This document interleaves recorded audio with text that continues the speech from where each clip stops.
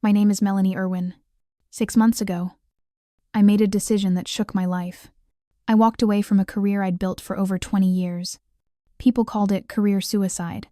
My sister, Sandra, didn't hold back. She told me I was throwing away everything I'd worked for, all to play nurse for a dying parent.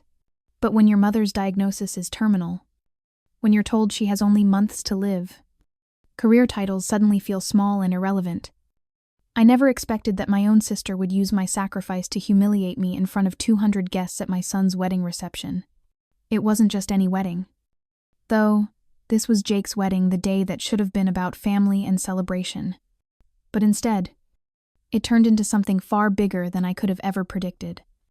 You see, what Sandra didn't know was that her boss, the person she thought she was impressing by throwing me under the bus, was the same person who had been trying to hire me back for months. She didn't just embarrass me, she made herself look like a fool. And I had nothing to prove, but everything to gain. If you're watching this, please subscribe and let me know where you're tuning in from. Trust me, what happened next didn't just change my career, it changed everything I thought I knew about family, success, and the price of silence. Let me take you back to where it all began. To a time 6 months ago, when I sat in the corner office I had occupied for 5 years. Outside, Manhattan stretched endlessly before me, a city I had conquered with sleepless nights, working over 60 hours a week. But that morning, I received a call that altered the course of my life. Stage 4, cancer. My mother had months to live. Suddenly, that view from my office, the $50 million annual budget I managed, and the respect I'd earned from colleagues seemed distant. My priorities had shifted. That afternoon, I submitted my resignation. I was the marketing director at one of the largest tech companies in the city. For 5 consecutive years, my campaigns generated over 300% ROI, and my marketing strategies had been the cornerstone of numerous company successes. I was a legend in my field, one of the best at what I did. But none of that mattered when my mother could no longer recognize my face. Sandra, my younger sister, wasn't exactly supportive. In fact, she thrived on competition with me. As I packed up my office and closed my laptop for the last time, she couldn't help but voice her opinion. "So, you're just done?" she asked. "All that work, all those years climbing the ladder, and you're throwing it away to play nurse?" I let her words sting for a moment, but I had no time to dwell on them. I had bigger things to focus on, like keeping my mom comfortable. The weeks that followed were filled with whispers. Colleagues texted, pretending to check on me, but I could hear the judgment in their words.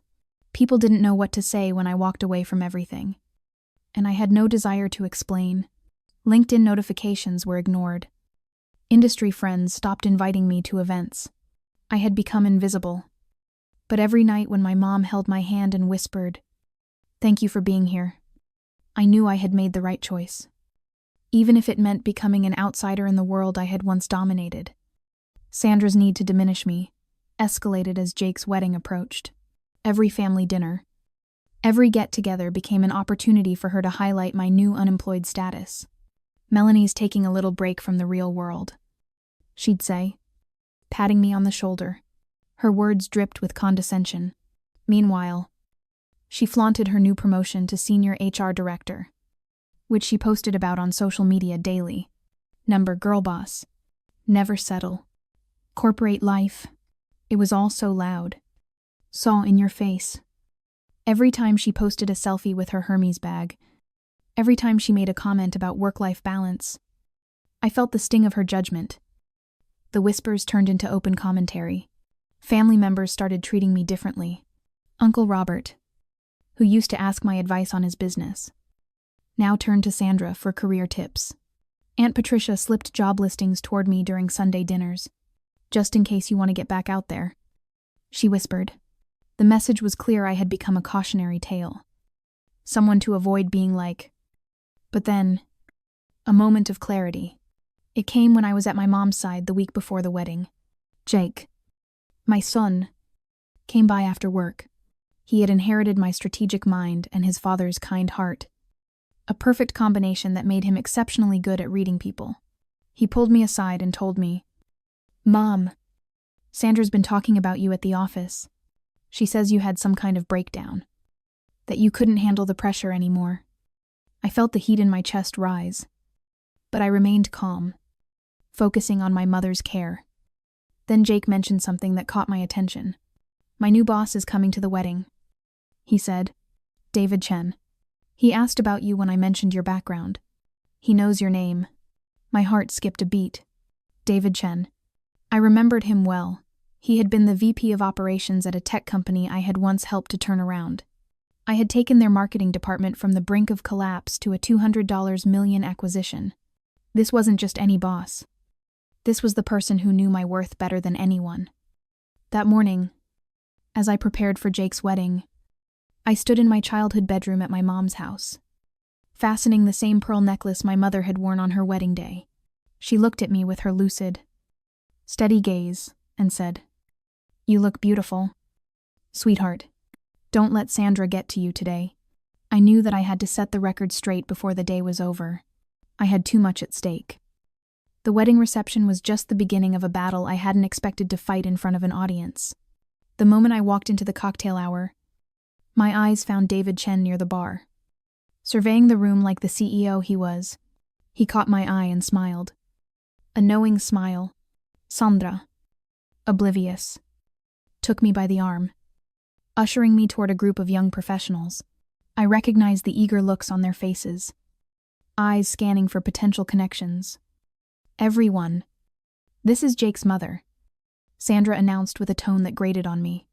"Melanie used to be in marketing, but she's taking time off now." Before I could respond, she continued, "She's between opportunities. You know how it is. Some people just need to step back when things get too intense." My heart sank as I noticed David moving closer, just behind Sandra. Then my phone vibrated. A LinkedIn message.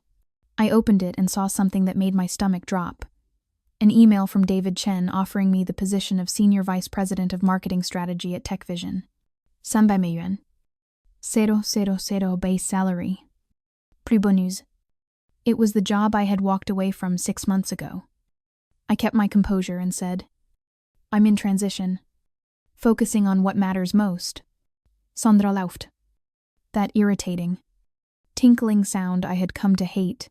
That's a nice way of saying unemployed. The moment Sandra opened her mouth again, I knew this was it. This was the moment I had been waiting for. The moment Sandra thought she had control. I thought she could degrade me in front of everyone. But what she didn't realize was that she was walking straight into a trap I hadn't set.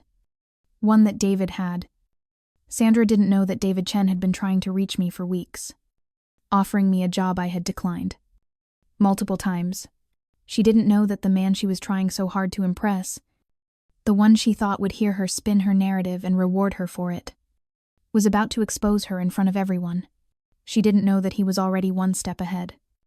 As the group grew around us, I felt a tightening in my chest. Sandra's voice grew looser, her words designed to make me smaller, to humiliate me in front of Jake's colleagues. She went on, and on, painting a picture of me as a woman who had failed, who couldn't hack it anymore. The crowd, eager for drama, leaned in closer, but I wasn't afraid. I wasn't nervous. I was about to give her the wake-up call of a lifetime. I tried to ignore Sandra, focusing on the message that had just popped up on my phone. The buzz of David's name on my screen was almost surreal. I replied quickly, typing back, "Let her finish digging." Sandra's voice was filled with mockery as she finished her tirade. "The important thing is," she continued, "she's here for family now. Even if it means giving up everything she worked for, some people just aren't built for long-term success." Her words were like a blade.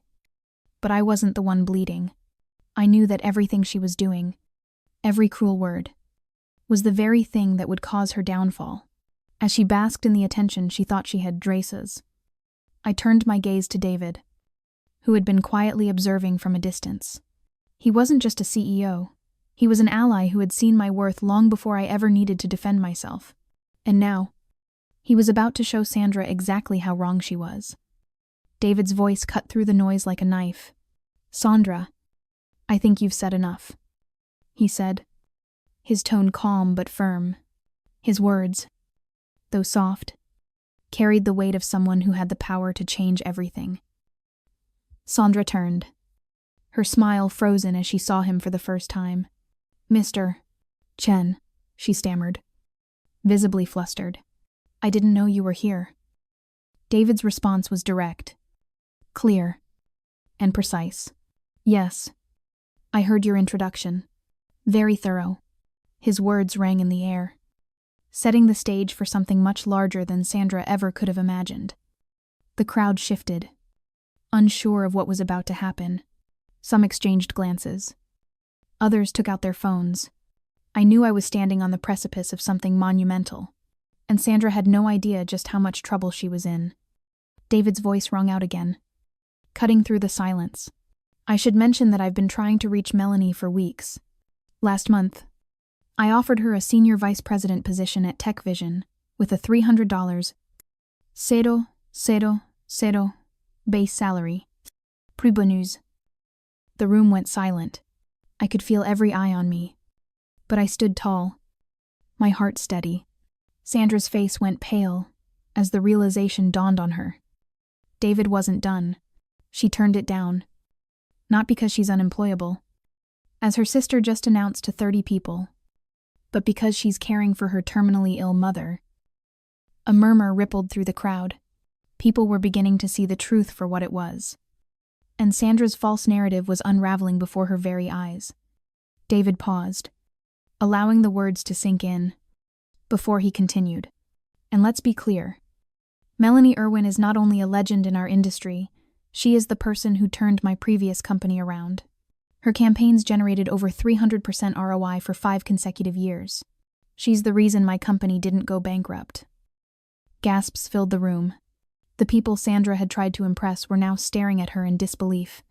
I could see the shock on their faces as they began to understand the depth of her mistake. Sandra was visibly crumbling. She stuttered, her voice rising with panic. That's impossible. She quit. She left her job." David nodded. "She chose to prioritize what matters most, family. And I respect that. But let's talk about the difference between choosing family and calling someone a failure for doing so." The crowd was now fully engaged, and Sandra's smug facade had completely shattered it. She tried to backtrack, to make excuses. But it was too late. David was in control, and she had no place to hide. "Let's not forget," David continued, "that Sandra here has been spreading this narrative for months. She's made it clear that family obligations are a weakness. And anyone who isn't as focused as her isn't cut out for the corporate world. But the truth is, Sandra, you've been violating your company's code of conduct for weeks. You've been creating a hostile work environment for anyone who needed family leave, for anyone who wasn't willing to put work above all else. And now, you've done it publicly at your nephew's wedding." I could see Sandra's legs give way beneath her. Her face flushed with embarrassment. The tears in her eyes weren't ones of remorse. They were tears of humiliation. She had been caught, and she knew it. David pulled out his phone once again. "I have here a termination letter. Effective immediately. You're done, Sandra." The crowd exploded into murmurs, and I could feel the weight of the moment settle in. The wedding had stopped being a celebration. It was now a spectacle, and Sandra was at the center of it all. "Security," David said, and within moments, 2 men in suits appeared at the entrance. Sandra turned to me, her voice filled with desperation. "You planned this. You knew David was here." I didn't flinch. I didn't plan anything. "Sandra, you did this to yourself. You wrote this ending with every word you spoke." The wedding coordinator approached, unsure of how to handle the situation. David, ever the professional, smiled at her. "Just a bit of family business being resolved," he said smoothly. "Now, I'd like to make a toast to the bride and groom." As Sandra was quietly escorted out, David raised his glass, and the entire room turned their attention toward him. To Jake and Emily, David said, and to Melanie Irwin, who reminds us that success isn't measured by the titles we hold, but by the choices we make when no one is watching. The room erupted into applause, and I felt a wave of vindication wash over me. Sandra had tried to destroy me, to make me small in front of everyone. But in that moment, I stood taller than I ever had before. The best part, this wasn't just about revenge. It was about reclaiming my life. It was about showing the world and my family that I had made the right choice all along. And in the end, Sandra's cruelty had only served to fuel my success. As the applause died down, I felt a sense of calm wash over me. My heart was still racing, but not with anger or fear, but with something far stronger clarity. I had been through so much, and I had let Sandra's barbs sink in deeper than they ever should have. But now, they didn't matter. Not anymore. The crowd's murmur of approval had shifted, and I could sense the energy in the room had completely changed. There was respect in the air now. Respect I hadn't expected, but had always deserved. And Sandra, well, she was a footnote in a story that had just shifted entirely. Her attempts to humiliate me had backfired spectacularly. The look on her face as she was escorted out was one I would never forget. I turned to Jake, who was standing just a few steps away, eyes wide with a mix of shock and pride. His hand found mine, and he squeezed it gently. "Mom, I don't even know what to say." That was... His words trailed off, as if there were no words to capture the enormity of what had just happened. "It's all right, honey," I said, my voice steady. "This isn't about her. This is about you and Emily. About us. This day, it's still yours." But Jake's eyes were still flashing with anger, the protective sun rising in him.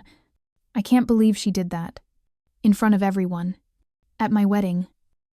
I smiled. A real smile. And nodded. "I know.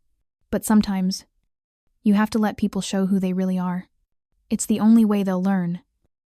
And Sandra had learned the hard way. But her lesson wasn't just for her. It was a lesson for me, too. It was a lesson in letting go of the need for approval from those who would never give it. No matter how much you sacrificed. I had sacrificed enough for one lifetime. The rest of the evening passed in a blur of congratulatory hugs and handshakes. People came to me now, not to gossip or look down on me, but to offer their admiration. My LinkedIn notifications were going off every minute, with messages flooding in from all over. Offers, opportunities, connections. The world, it seemed, was finally taking notice. David Chen stayed by my side for much of the evening, his presence like a calm anchor amidst the storm. When he wasn't speaking to people or managing the growing chaos that was Sandra's fallout, he was looking at me with that same understanding smile, the one that said he had always known my worth, long before I did. "You know," he said, as we took a moment to step outside for some fresh air, "you've made a lot of people very uncomfortable tonight, but you've also made them see something they've been ignoring for too long. Family comes first. Always. No one should ever feel forced to choose between career and what really matters." I nodded, appreciating his words more than he could know. I never thought I would be in a position to prove that, but here I am. "You're not just proving it," he said, his voice gentle but firm. "You're changing the narrative. You're showing that success isn't about grinding yourself into the ground for the next promotion. It's about building something meaningful, something that lasts. And you, Melania, are building that." I looked back toward the reception, where the laughter and music had started to flow again. Jake and Emily were dancing together, their smiles radiant, their love palpable. The world had shifted, but the most important things had remained unchanged. My family was safe. My mother, even in her fragile state, was watching over us with pride. "Thank you," I said quietly, my gaze still on my son, "for seeing me, for knowing me." David gave a knowing smile. "You don't need anyone to validate you, Melania. You've already done it. And now, the world will see that, and see it they did. Because by the time the evening came to a close, Sandra was no longer the story. I was. Irwin Strategic Consulting was born that night, not just in a business sense, but in a way that could never have been anticipated. What had been a simple wedding reception had turned into a turning point in my life. Sandra's cruel words had unknowingly set the stage for my biggest professional comeback. And there was no way I would ever forget that. Jake and I stood by the door, watching guests filter out, still buzzing from the evening's events. People approached me one by one, offering business cards, talking about opportunities, about the future. They wanted a piece of the woman who had turned humiliation into triumph, and I was ready to give it to them. As I hugged my son one last time that night, I felt a deep sense of peace settle over me. "You were right about one thing," I said, looking into his eyes. "This wedding will be legendary." He grinned. "You're damn right it will be, and you'll be the one everyone talks about." I wasn't sure if the people who came to me that night understood the full story, the full cost of what I'd given up, what I'd sacrificed. But they would understand eventually. I had built something bigger than any career, bigger than any title. I had built a life based on love, family, and the quiet strength that comes when you finally realize your worth. The day after the wedding, I sat down to sign contracts for the launch of Irwin Strategic Consulting, contracts that I had secured the night before. The revenue already exceeded my previous annual salary, and the contracts weren't even finalized yet. But the money wasn't the point. The point was the freedom I now had, the freedom to make choices based on what truly mattered. Sandra's emails continued to flood my inbox. I deleted every single one without reading it. It wasn't that I was bitter, it was just that she was no longer a part of my story. She had made her choice, and I had made mine. And the only thing left to do now was to move forward, to continue building, to continue thriving. As I sat there in my new office, overlooking the garden my mom had always wanted, I thought about everything that had led me to this point. Sandra had called me unemployable. But now, I was about to hire people who had far more potential than she ever could have imagined. And that was the most satisfying part. If you're still with me, I'd love to hear your thoughts. Have you ever had someone underestimate you? Let me know in the comments. And don't forget to like, share, and subscribe for more stories about family, betrayal, and the ultimate power of reclaiming your story.